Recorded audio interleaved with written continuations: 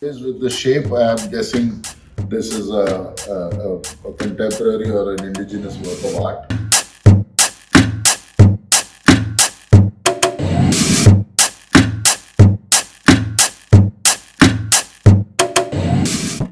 A banker, patron, and history enthusiast, Paul believes that the most meaningful way to preserve our rich art and cultural heritage is to pass on the flame. In every episode, Paul is presented with a mystery setting, hiding an object from the Sarmaya collection, whose clues are in its disguise. There's no easy way out as we put our collector to the test. Hi, Paul.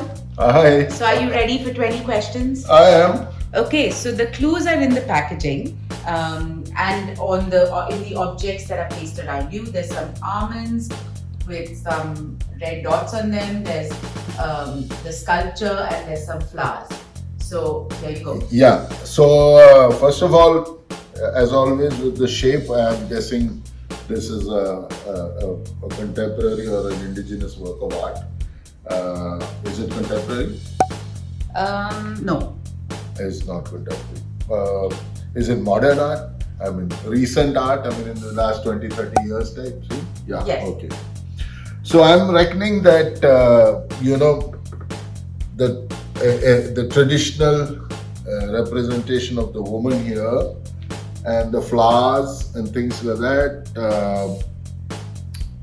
I wish to believe that these almonds are representing something. Most certainly, they look like eyes. And we have a few artists in our collection who make for very expressive eyes. And So any guesses? Badri is there, Jamni is there, Vaikuntham is there. Is this packaging of some significance in Yes. terms of the colors? Yes. Okay. So if these are bright colors, it's unlikely to be Jamni because Jamni is usually more dense and muted. So it could be Badri, it could be Vaikuntham.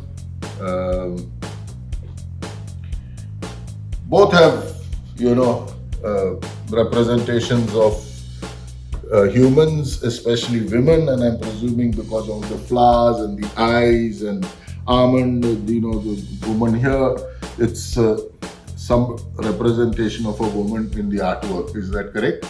Yes. Okay. So I'm just going to choose between Badri or Vaikuntham. Okay. Vaikuntham? Yes, you're right.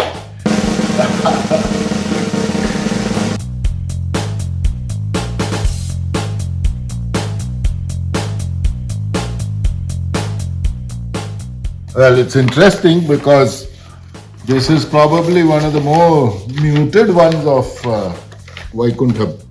Otherwise, they are exceptionally bright with a lot of purples, reds, greens. I think drawing inspiration mainly from, the women of his state, which is Andhra Pradesh.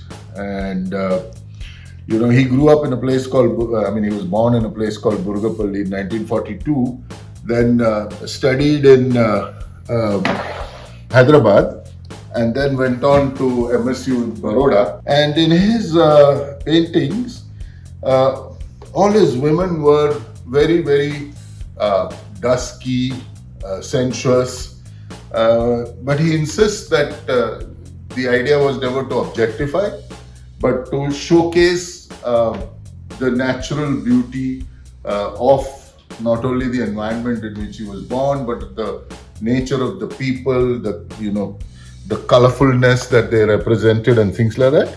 And interestingly, he felt that what he was showing was a strong persona.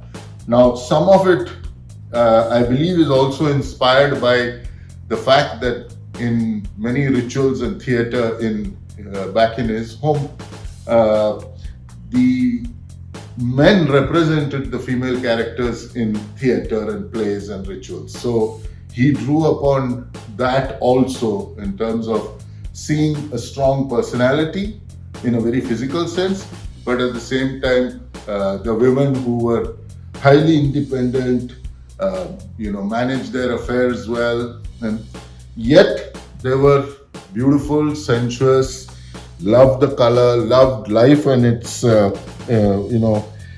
fragrances and its variety. And of course, this parrot sitting on the shoulder, to my mind, represents the mutual admiration and passion being displayed in a very metaphorical way. Of course, he also did charcoals, and those are very powerful in terms of the line and the power of the strokes to, establish shape and form. But most of his works are brilliantly colored, and to me, there was something primeval about that in terms of the way those colors represented the women. And I think partly also the Banjara women in Andhra, who can be seen often and yet are slowly now threatened by urbanization and the general inability to tolerate nomadic people and things like that. Yeah.